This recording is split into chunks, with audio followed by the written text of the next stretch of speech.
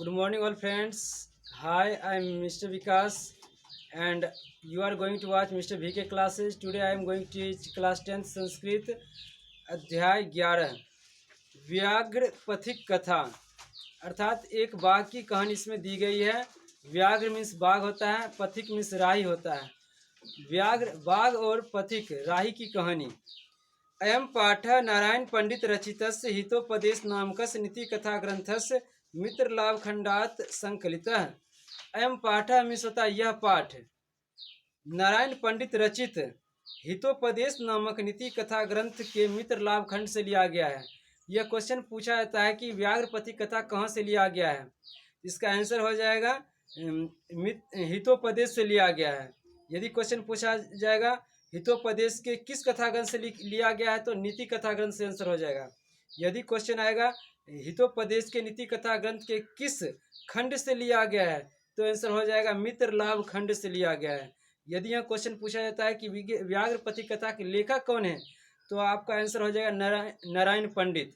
यहाँ पे इतने सारे क्वेश्चन बने और सबको आप लोग नोट कर लीजिए और याद कर लीजिएगा। नेक्स्ट, हितोपदेशे बालकानां मनोरंजनाय नीति शिक्षणाय च नाना कथा पशु पक्षी संबंधा श्राविता। हितोपदेश बालकों के मनोरंजन के लिए, नीतिपूर्ण शिक्षा प्रदान के लिए अनेक कथाओं के रूप में पशु पक्षी संबंधित कथा का वर्णन करती है। अर्थात हितोपदेश बालकों के मनोरंजन और नीतिपूर्ण शिक्षा के लिए अनेक पशु पक्षी संबंधित कथाओं को वर्णन करती है।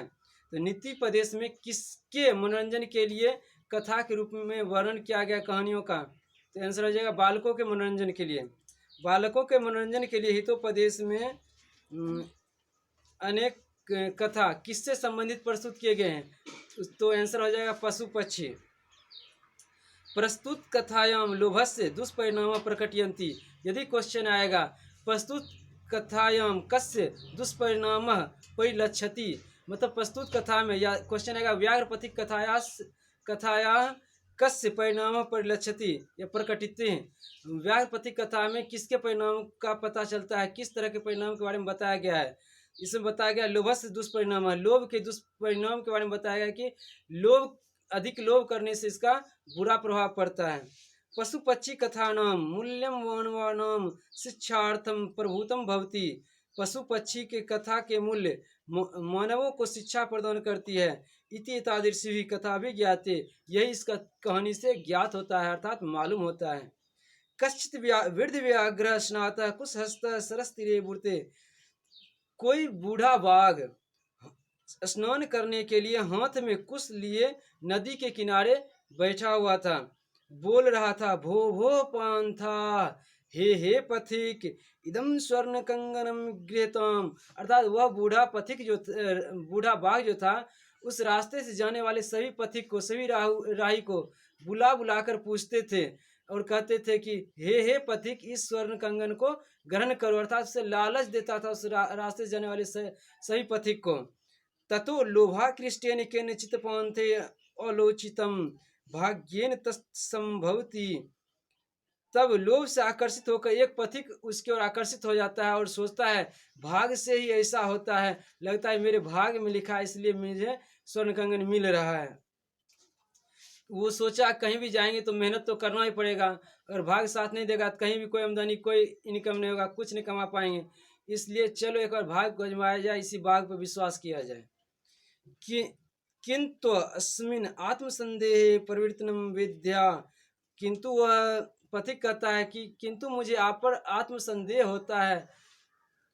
यतः कहा गया है अनिष्टादिष्ट लोभे अपि नो गतिर्जायते शुभा। अर्थात अनिष्ट से इष्ट की प्राप्ति करने वालों की कभी अच्छी गति नहीं होती है।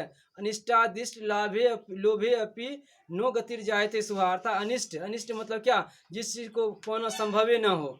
जैसे विष को पी लेंगे बोलेंगे मरेंगे नहीं, ये चीज कहीं पॉसिबल ना है। हम कहीं किसी सांप को मारेंगे वो हमें डसे नहीं, तो ये चीज असंभव है।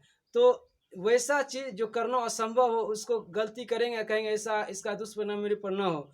हम पढ़ेंगे नहीं, बोलेंगे इसका रिजल्ट, मेरा रिजल्ट खराब ना हो, तो ऐसा संभव है कभी नहीं। इसलिए कहा गया कि अनिष्टादिष्ट लोभे अपि, अर्थात अनिष्ट से इष्ट की प्राप्ति करना संभव नहीं है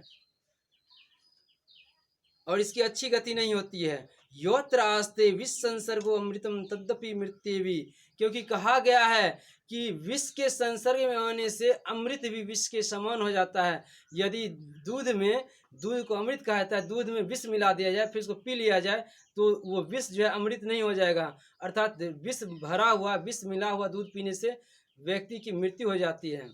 इसलिए कहा गया योत रास्ते विष संसर्गो अमृतम तद्यपि मृत्येवी, क्योंकि विष युक्त अमृत पीने से भी मृत्यु होती है।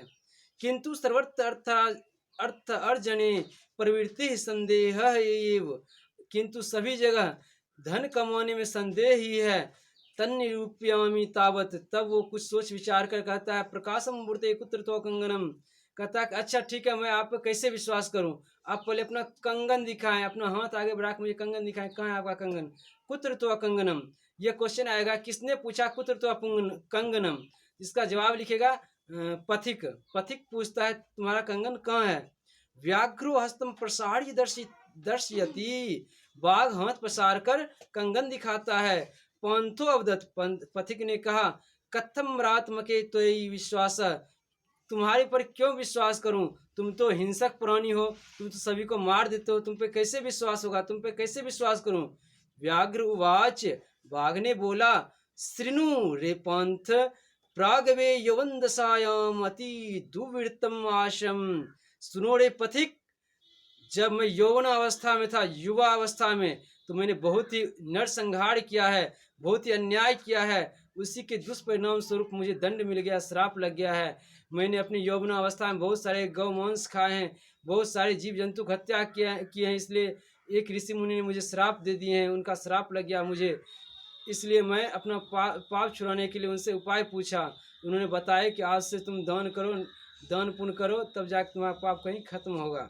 इसलिए मैं दान पुण्य करने का ठान लिया हूँ, धर्म पे चलने का प्रयास कर रहा हूँ। अनेक गोमानुषाणाम वधान में पुत्रा मृताद्राश्च, मैं अनेक गो गाय और मनुष्य का वध किया हूँ, यहाँ तक कि अपने पुत्र को भी खा गया हूँ। वंशहीनाश्चाहम, बहुत सारे गौमांस खाने से, जीव जंतु को, मनुष्य को खाने से मेरा पूरा वंश ही नाश हो गया, मेरा अपना पुत्र भी मर गया, पत्नी भी मर गई। तथा केन चिद्धार्मिके अहम अहमादिष्ट, अर्थात किसी धार्मिक व्यक्ति ने मुझे यह आदेश दिया, यह सलाह दिया कि दान धर्म आदिकम चर्तुम भवान, तुम्हें दान धर्म करना चाहिए।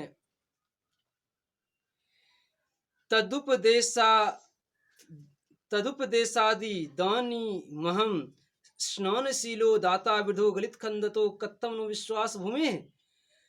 इतना ही नहीं, उनके उपदेश से उपदेशित होकर मैं ऐसा करने आया हूँ। अगर तुम्हें विश्वास नहीं है तो देखो, अब मैं वृद्ध हो गया हूँ, मेरा दांत भी टूट गया है, मेरा नाखून भी अब टूट गया है, इतना बूढ़ा हो गया हूँ, मेरा नाखून भी अब गल गया है। गलित खंदतो कत्तम नो विश्वास भूमि, तो तुम्हें मुझ पर क्यों नहीं विश्वास होता है। मया चो धर्मशास्त्रान अधितानी, अब तो मैं धर्मशास्त्रों का पाठ करने लगा हूँ। देखो मेरे पास धर्मशास्त्र भी है, एक हाथ में धर्मशास्त्र रखा हो तो एक किताब, धार्मिक किताब दिखा देता है आगे बढ़ा के। श्रृणु दरिद्रान वर कौनते, यहाँ पर अर्जुन कहते हैं कि हे अर्जुन, अर्जुन को कहा जाता है कि हे अर्जुन दरिद्रान वर कौनते, कौनते मतलब कुंती का पुत्र। हे अर्जुन दरिद्रान भर, यदि दान देना हो तो उसे दान दें। माँ पर्यच्छस्वरे धनम, जो धनवान को धन मत दें, दान देना हो तो उसे दें जो कभी आपको मदद नहीं किया हो। व्याधि तस्य औषधम पथ्यम, क्योंकि व्याधि मतलब था रोग, व्याधि तस्य औषधम पथ्यम निरुजस्य किम औषधे, निरुजस्य किम औषधे, निरुजस्य मतलब निरोग को, तो व्याधि उसी के लिए उपयोगी होता है जो बीमार होता है। वैसा व्यक्ति जो स्वस्थ है उसको दवा देने से क्या फायदा, इसलिए धन उसी को देना चाहिए जो गरीब हो, धनवान को धन देने से कोई फायदा नहीं है। धन उसी को देना चाहिए जो आपको कभी मदद नहीं किया हो, उसी पर उपकार करना चाहिए, उसी को धन देना चाहिए। अन्य चच कहा गया है दातव्यमिति, यदि दान देना हो तो यद दानम उसे दें, दीयते अनुपकार ने, जो आपकी कभी नहीं मदद किया हो, जो आपका कभी नहीं उपकार किया हो। देशे काले च सर्वत्र देशे काले च पात्रे च तद्दानम सात्विकम विदुः। कहा गया है कि देश काल अर्थात स्थान और उचित व्यक्ति उचित देश इत्यादि सब कुछ जांच परख लेने के बाद दिया गया दान ही सार्थक दान होता है। बिना विचारे किसी को दान दे दिए वो दान सार्थक नहीं होता है। तदत्र सरसी स्नात्वा स्वर्ण कंगनम गृहान, अर्थात आप इस नदी में स्नान करके इस स्वर्ण कंगन को ग्रहण करें। ततो यावद सौ तद्वच प्रतीतो लोभात्सरः स्नातुं प्रविशति ताव तन्महापंके निमग्न पलायितुम अच्छमः। तब क्या हुआ, वह पथिक धीरे धीरे गया नदी में स्नान करने के लिए। बाघ ने कहा थोड़ा और आगे बढ़ के अच्छा से स्नान कर लीजिए। वो आगे बढ़ते गया और वो दलदल में फंसते चला गया। जब दलदल में फंस गया तब बेचारा जब उसे नहीं निकलने में हुआ तो बाघ बोला रुको रुको मैं तुम्हें आता हूँ निकाल देता हूँ। पंखे पत्यम दृष्टवा व्याघ्रो अविदत, पंख में कीचड़ कीचड़ में फंसा हुआ देखकर बाघ ने बोला अह महापंखे पतितो असी, कीचड़ में फंस गए हो। अत अस्तत्वा अहम उत्थायम अपि, रुको आ रहा हूं मैं तुम्हें बाहर निकाल देता हूँ। इत्युक्त्वा स्नैः स्नैः रूपगम्यतेन व्याघ्रेण धृतः स्वपान्थे अचिन्त्यत। इस तरह धीरे धीरे वह बाघ के समीप जाने लगा, जिससे बाघ को पथिक को चिंता होने लगी। लगता है ये मुझे कहीं खा तो नहीं जाएगा, अब लगता है फंस गए। अब पथिक जो है बेचारा चिंतित हो गया। लेकिन कहा गया है इस अंग्रेजी में कहावत है it's no use to cry over spilled milk, अब पछताए क्या होते हैं जब चिड़िया चुग गई खेत। बेचारा शुरू में लोभ में आ गया लेकिन समय पर सतर्क नहीं हुआ, जिससे वो बूढ़े बाघ के चाल में फंसकर अब उसे अपनी जान की लानत पड़ गई है, उसे अब जान गंवाना पड़ेगा। कहा भी गया संस्कृत में अवसेंद्रिय चित्ताणाम हस्ती स्नानम ये भी क्रिया, जिसकी इंद्रियां और मन वश में नहीं होता है उसकी क्रिया, क्रिया मतलब काम करना, उस हाथी के समान होता है जो स्नान तो करता है लेकिन स्नान करने के बाद फिर बाहर निकलकर मिट्टी में घुलट जाता है, पूरे शरीर में फिर मिट्टी लगा लेता है। अर्थात स्नान करना और न करना बराबर होता है। उसी प्रकार वही जो मंद बुद्धि व्यक्ति होते हैं वह जिनका अपने इंद्रिय अपने मन पर वश नहीं रहता है, काबू नहीं रहता है, वो गलत दोस्तों के गलत संगति में आकर अपने सही काम को छोड़ देते हैं। उसी प्रकार वह लोभी पथिक फंस गया था। अब उसके पास कोई चारा कोई उपाय नहीं था। दुर्भाग भरन प्रायो ज्ञानम भारम क्रिया बिना, कहा गया कि दुर्भाग्यशाली लोगों का ज्ञान प्रायः क्रिया के बिना भार स्वरूप हो जाता है। इति चिंत्येन वाशो व्याघ्रेण व्यापादितः खादितश्च अत उच्यते। कंगनम, बाघ उस यह चिंतित होकर बेचारा बहुत चिंता में पड़ गया, लेकिन बाघ आके अब उसे खा जाएगा। अर्थात कहा गया है कि कंगनम तू लोभेन मंगना पंके सुदुस्तीरे वृद्ध व्याघ्रेन संप्राप्तम पथिकम समृतो यथा। कंगन के लोभ में फंसकर वह बूढ़ा वह लोभी पथिक बाघ के द्वारा मारा गया। इस प्रकार ये कहानी समाप्त हो गई। आप इसका सारांश भी पूछता है परीक्षा में 5 नंबर का क्वेश्चन आएगा, व्याघ्रपति कथा से आपको क्या शिक्षा मिलती है, तो आप लिख दीजिए इसका पूरा सारांश संक्षेप में, तो आपको 5 नंबर मिल जाएगा। आप लिखे व्याघ्रपति कथा से हमें यही शिक्षा मिलती है कि हमें कभी भी लोभ या लालच में आकर आसान रास्ता नहीं खोजना चाहिए, हमें अपनी मेहनत और कर्म पर विश्वास रखना चाहिए। जिस प्रकार इस कहानी में एक पथिक लालच में आकर बूढ़ा पथिक के जाल में फंस गया और वह उसके द्वारा मारा गया। इस प्रकार हम इस कहानी से सीखते हैं कि हमें लालच नहीं करना चाहिए। और भी इसमें कुछ क्वेश्चंस हैं, इसका संधि विच्छेद आप लोग याद कर लीजिएगा। का स्नातक कुश हस्त सरस्त्रीय भूते, कौन स्नान कर हाथ में कुश लेके स्नान करने जा रहा था और बोल रहा था नदी के किनारे।